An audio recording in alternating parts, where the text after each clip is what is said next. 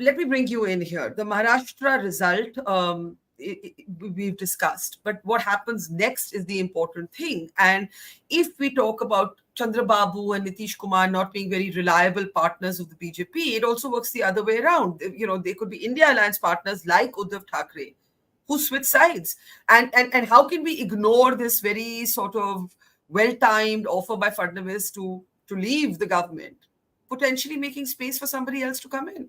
Yeah, we cannot ignore it, because actually Fadnavis is turning out to be, the villain in the whole story of breaking the last government and the whole, with what happened.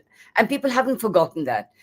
Also, there is a very strong possibility, at least there are rumors here, I'm in Bombay at the moment, that the Shinde lot, Uddhav has proved that he's the real Shiv Sena, just as Sharad has proved that that he's the NCP. So similarly, there's already talk that the Shiv Sena MLAs that went with Shinde could come back to Uddhav. So Uddhav is definitely, an important factor here, and is more comfortable with the BJP than he would be, in the coalition that he's sitting in.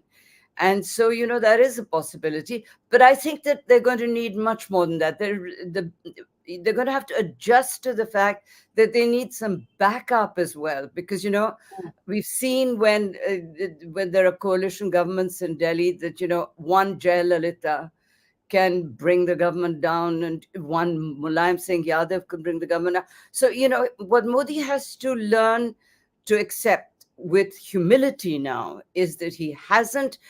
I actually was very disappointed with his speech yesterday, because, he tried to paper over what had actually happened and make it seem like a victory. And, he did mention the NDA, but then it went back to Modi ki guarantee and all that sort of business. So, he's going to need to have to adjust to a really whole new reality, It's a different world suddenly in the past 24 hours. And he's going to have to learn to deal with it. So there's going to be a lot of adjustment needed. I think a common minimum program could be a first step. Let me just play out that statement. I just want to make one point. But I heard Manisha saying that Naidu was pro-poor and all that. Do you know that one of the first people who tried to bring investment from Davos to India was Chandrababu Naidu? He was a very aggressive leader. So he's no kind of, socialist in that way. He's very, very keen on the same kind of economic policies and reforms that Modi has. So they're a natural fit. And, unless he suddenly decides that he could, if they make him prime minister on the other side, or I don't know, I think that he might stay. And I think Uddhav definitely, is a possibility, but they're going to need backup. Yeah, they're going to need backup, because even if Chandrababu and Nitish Kumar both stay with the BJP, that's still not enough, by the way, to reach 272. And no government can be run, I think Rajat and Tavleen have both made that point. Let me just quickly play out what Devendra Fadnavis said. There are also other statements that have come which are very intriguing from Tejasvi Yadav and others. But let's start with Mr. Fadnavis today offering to quit the government so that he can be a party organization man. Take a look. इसके ऊपर भी हम लोग निर्णय करेंगे, और साथ साथ महाराष्ट्र में चूंकि एक प्रकार से भारतीय जनता पार्टी की सारी जिम्मेदारी महाराष्ट्र में एक लीडर के रूप में मेरे ऊपर थी, तो ये जो हमारा महाराष्ट्र में डिबैकल हुआ है, या जो हमें एक प्रकार से हार मिली है, हमारी सीटें कम हुई है, इसकी पूरी जिम्मेदारी ये मेरी है। मैं इस जिम्मेदारी को स्वीकारता हूं। कहां कमियां रही है उसको पूरा करने की कोशिश करूंगा। मैं भागने वाला आदमी तो हूं नहीं, और जोरों से मैदान में उतरूंगा, और हमारी पूरी पार्टी को साथ में लेकर हम लोग वापस नई स्ट्रैटेजी तैयार करेंगे, और नई स्ट्रैटेजी तैयार करके हम लोग जनता के बीच जाएंगे। जनता का जो विश्वास है, उस विश्वास को हम लोग संपादित करेंगे।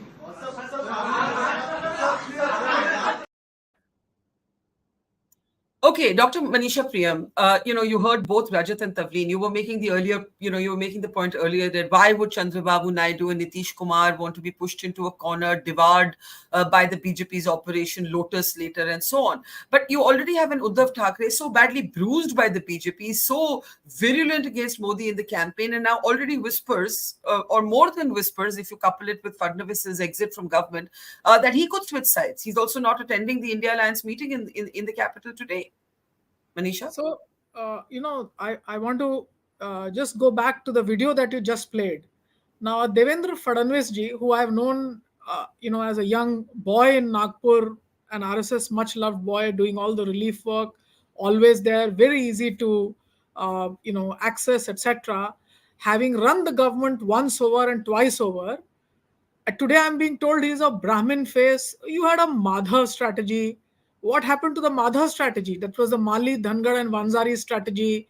Now today he's being seen as a person who must, as he said himself, जनता के बीच जाएंगे. Too late. पहले क्यों नहीं चले गए? पहले तो आप कोalition के साथ deputy chief minister बन के सरकार चलाना चाहते थे.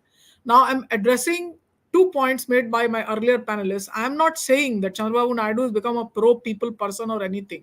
But the fact is that the mandate today, the numbers that have come to the India coalition are largely on the basis of a narrative that is strongly people-oriented and pro-poor. It has various versions. I can go into the long details of it. The Maharashtra anger is against the BJP having broken political parties in the state.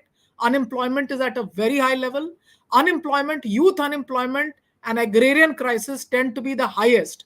Now, none of these political leaders are going to put that people's agenda on the side and cobble up a deal for stable governance by Mr. Modi for the next 5 years or 2047 till whenever he wants to be. And what was it that the people of India did not? 10 years is a long time. 4 years is what is given to the US president. And we hear, oh, then they will be able to implement policy reforms. They were able to implement all the policy reforms. That was their core agenda. They had the majority. They had the mandate. They did 370. It did not require resources. It was a stroke of the pen decision. Manmohan Singh's government was known for liberalization, privatization, and globalization. We may accept it, not accept it, but they did all that.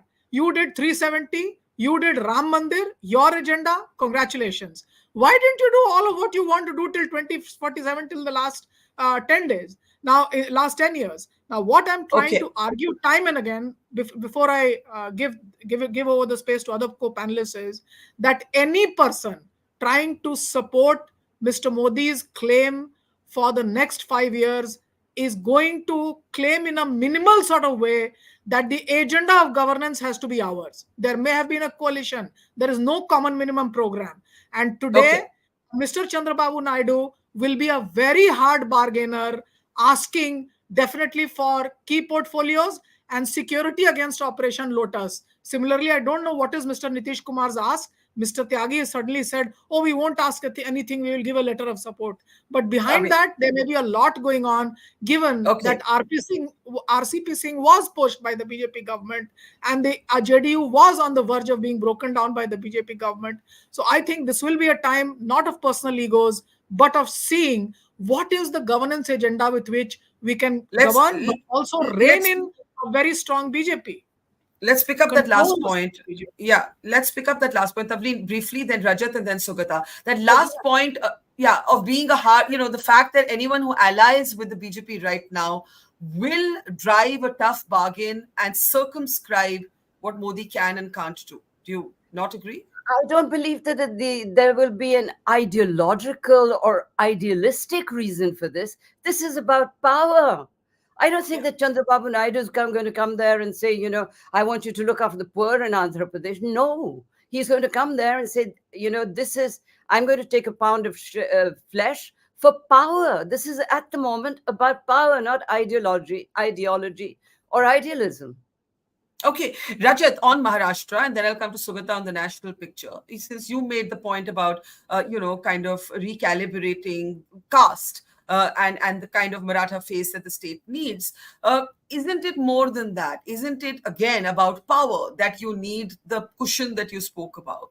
Fadnavis was a much beloved sort of sort of golden boy of the party. And in fact, in many ways, the split of both of the parties is seen to be something that he had a direct hand in. That split has created a large amount of sympathy on the ground, for the parties that were broken.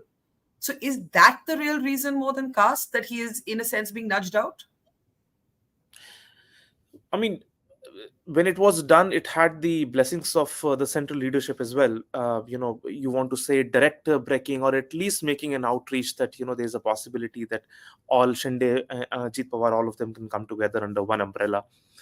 I think certain experiments were done when Fadnavis was brought in as the leader of the state unit and made the chief minister. Back then, Modi was at its peak in terms of its power and influence, and he could actually, catapult party workers and make them top positions, the chief ministers, etc. The way he did it in, for example, in Madhya Pradesh and in Rajasthan. But sadly, once those days are over and you do not carry the absolutist sort of power equation, then the real issues around caste and balancing all the various aspirations of small communities like the Mali community, the Jankar community, all of that, this becomes imperative. And I think this is where, once realism starts hitting you, your ideal case scenarios where possibly a fine leader like Fadnavis ji will have to sacrifice, perhaps take a back step, get into the organizational role and rebuild the organization where you have fresh set of leaders across these communities to represent the party, so that you get into the winning equation. Right now, Marathas did not vote for you, neither did the BCs. You lost the Parbhani seat, which was Mahadev Jankar, one of the most prominent Jankar level leader, who, by the way, small anecdotal thing, that he left his house saying that I'll be the Prime Minister of India one day, and he did not enter back, go back to his house. That was such a prominent community face, and BJP allied, but there was no credibility underlying such leaders. Therefore, BJP lost out on OBC. This is why I mentioned Pankaja Munde, a prominent leader from Marathwada belt. She lost. And there is just now total wreckage in Maharashtra, and that wreckage has to be gradually removed and understand what were the reasons behind it. And I think at the heart of it, this shows that there is limits to real politique. You need to go back to moral based, principle based politics, because BJP has always been seen a party with a difference, party which people associated morals with in the first place. But then, Rajat, sorry, I have to interject there before I come to Sugata, because then the alliances with Chandrababu and Nitish are not going to be seen as anything but real politics. There's nothing ideologically or in principle in common with these two parties. Why do you say so? I mean, I gave you the example. Chandrababu Naidu has supported Muslim quotas. I'm just giving you an example of what's been a huge talking point in this election. See, that is, first of all, on the Muslim reservation front, that is one point of difference that will keep emerging between TDP and the BJP. And and this formation, that's only sort of red flag that I can see. On the JDU front, caste census and all of that, I think BJP is now acutely aware that you cannot ignore caste census. Now neither can you swallow it nor leave it.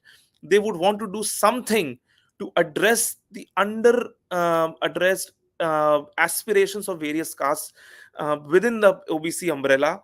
Try and do something about that, so that the angst or the or the attacks that came in, political attacks that were coming in from all of these caste-based assertions of the India alliance, can actually be blunted. So I believe, and JDU has been a long-standing partner with BJP. TDP also, their developmental plank, etc., has largely been seen in sync with the NDA.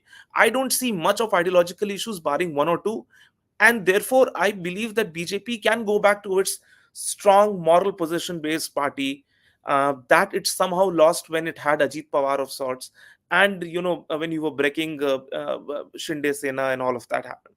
This is my sort of understanding. Could be wrong. Okay. Okay. I mean, we've all been so wrong about so many things in this campaign that, we at most these are guesstimates, politics and people surprise us. Sugata, since you say it's all about pragmatism, we're not living in the 90s age of coalition politics. But there's one thing that comes with coalition politics. It's tough to keep people loyal. People have histories. People have long memories. Nitish Kumar may have flipped for whatever reason, but he's never had a great equation with Narendra Modi. Chandrababu Naidu has felt a great sense of personal injury in the past with Modi, right? And I'm sure the BJP has their own histories with all of these people. My point is, do politicians forget all of that? Do they just bury it, or do they strike when they want to, when it's convenient to them? Yeah, that's a very interesting question, Barka. But I agree with Tavleen ji that it is a power game is an entirely different thing, and it's not ideology or idealism based. And I don't think see when we talk about Nitish, you also have to remember that they need the support of the BJP back in Bihar to keep the state government going. So there is a kind of give and take, and as I mentioned to you earlier, both Naidu and Nitish are no longer in their 50s or 60s, and they're all, looking at the sunset, and they need to sort of transfer their legacies, and especially Naidu, he has to transfer the whole thing to his son and ensure that the things are stable there. He has to run a state government. So there are lots of other issues there. So I don't think that they will all start bickering right away, especially because the BJP's number is 240. And see, just a couple of months ago, we thought the biggest strength of the Modi Shah regime was that it could sort of, break alliances, and break parties. The skullduggery, that we associated with them was also a power association with them. And I think, you can't take a small ethical line or ethical principled platform in politics and expect them to be successful. I think there will be a lot of calculations happening, but all that I'm trying to say is that they will not upset the apple cart now, because the India alliance, I know how much they insulted Nitish. They put up posters when he came to Bangalore. It was the Congress government there, and they did not even allow Devegowda into the India alliance. Nitish had to cut a very sorry figure, because Nitish was dealing with Devegowda primarily in 2022. See, there are memories and there are memories. What memory do you pick to sort of fight against Modi? There are equal number of issues with Rahul Gandhi or with Sonia Gandhi or with somebody else. So I think they will see Modi as a far more pragmatic politician, if I understand Modi correctly. And Modi, Barka, the other point, something that I spoke to you in one of your earlier shows. See, Modi is also free of RSS in a way today, because right bang in the middle. Sorry, I can't hear Sorry, you. I said I'm not sure of that after this verdict. No. And No. I think Tavleen's also wanted to come in briefly. What I'm trying One to minute, say is, Tavleen. One minute, Tavleen. Everything has changed now. Not anymore.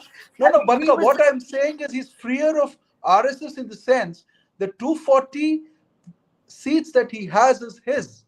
He may be short of 30.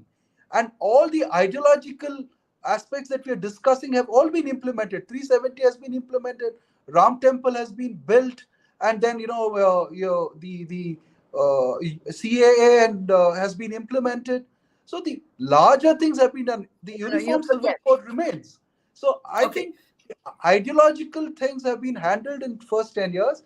And Modi is not going to be constrained by the RSS anymore, because we don't know the whole election.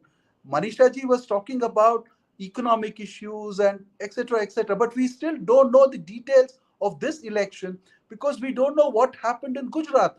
What role did Yogi play? What role did the RSS play? And Modi may end up serving a dish called revenge on a cold plate. So, I don't think you have to underestimate a man who's got 240 seats. Yeah. No, nobody's underestimating him, but it could work both ways. I'll let Tavleen come in. There are enough people in the BJP who also want to serve something called revenge on a dish to Modi, right? So it's They've really power play. Why do you say that? So you believe Modi has been sabotaged from within? I think so. Okay, that's something important. That we'll talk about that with Rajat and Manisha and Tavleen in a moment. But Tavleen, go ahead. Yeah. Yeah, no, I just want to remember, when I say that the RSS can interfere in the business of governance, like they did with Vajpayee, he had to sack a finance minister. Don't you remember? That's what I mean by and when Modi proved that he could win a full majority, he was on top.